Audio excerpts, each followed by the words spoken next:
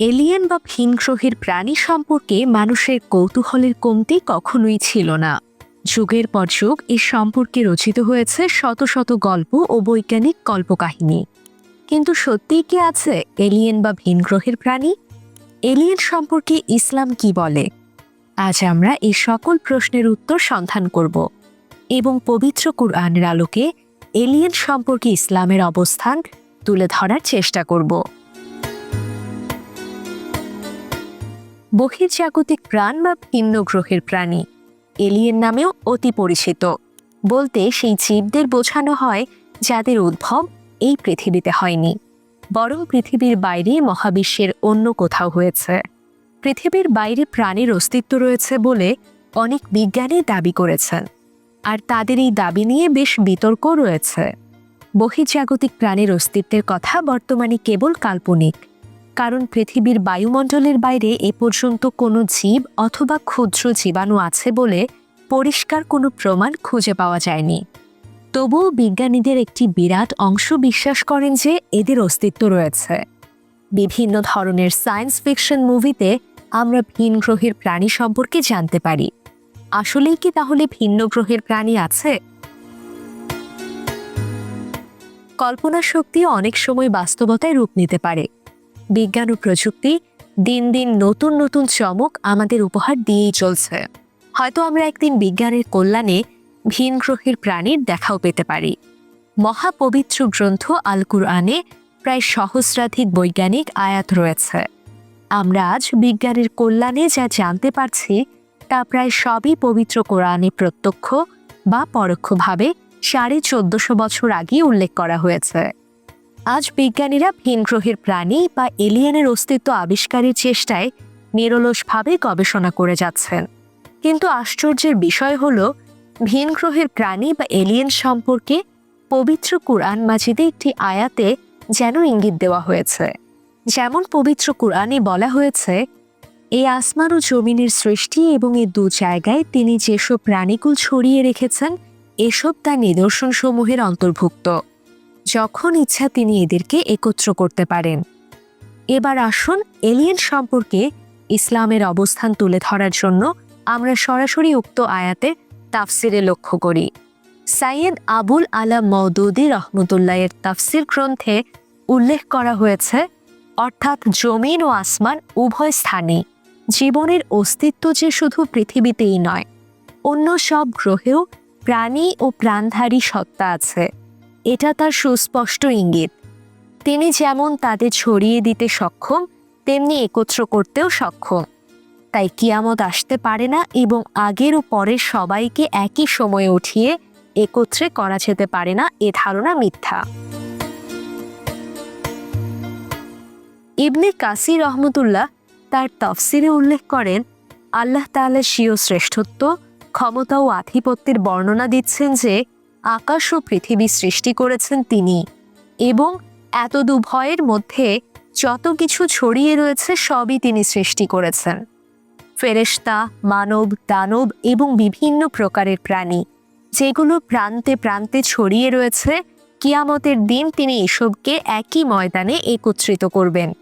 সেদিন তিনি তাদের মধ্যে ন্যায়ের সাথে ফয়সালা করবেন। এলিয়েন বা পৃথিবী ছাড়া প্রাণীর অস্তিত্ব সম্পর্কে পবিত্র কুরআনে আরও বেশ কিছু আয়াত প্রত্যক্ষ ও পরোক্ষভাবে লক্ষ্য করা যায়। যেমন পবিত্র কুরআনে আরও বলা হয়েছে, আল্লাহ সেই সত্তা যিনি 7 আসমান বানিয়েছেন এবং জমিনের শ্রেণী থেকেও ওইগুলোর অনুরূপ।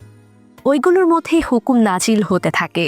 এ কথা তোমাদের এজন্য বলা হচ্ছে যাতে তোমরা জানতে পারো আল্লাহ সব কিছুর ওপরে ক্ষমতা রাখেন এবং আল্লাহর জ্ঞান সব কিছুকে পরিব্যাপ্ত করে আছে।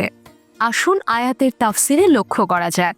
ওইগুলোর অনুরূপ কথাটির অর্থ এ নয় যে যতগুলো আসমান বানিয়েছেন জমিনও ততগুলোই বানিয়েছেন, বরং এর অর্থ হল তিনি বহু সংখ্যক আসমান যেমন বানিয়েছেন তেমনি বহু সংখ্যক জমিনও বানিয়েছেন।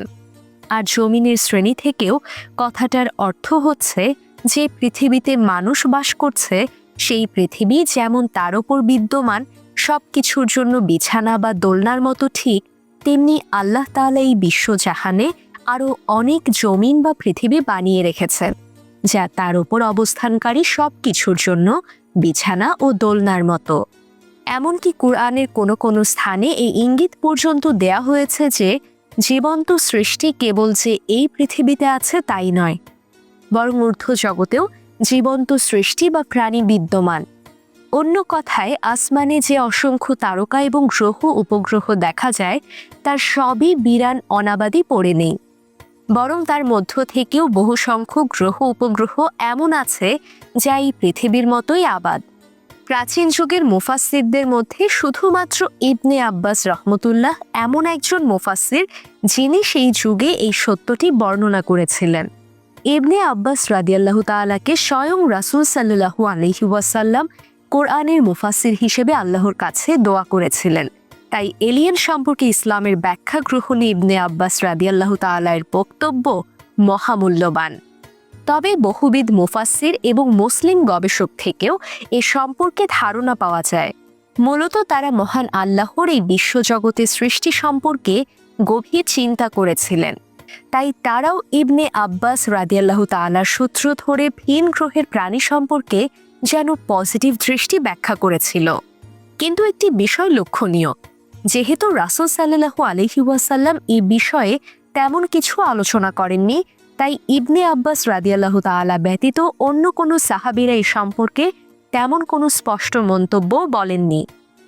তবে আমরা পবিত্র কুরআনের আয়াত থেকে পৃথিবী ছাড়াও যে প্রাণীর অস্তিত্ব রয়েছে তা নিয়ে একটি স্পষ্ট তথ্য দেখতে পাচ্ছি।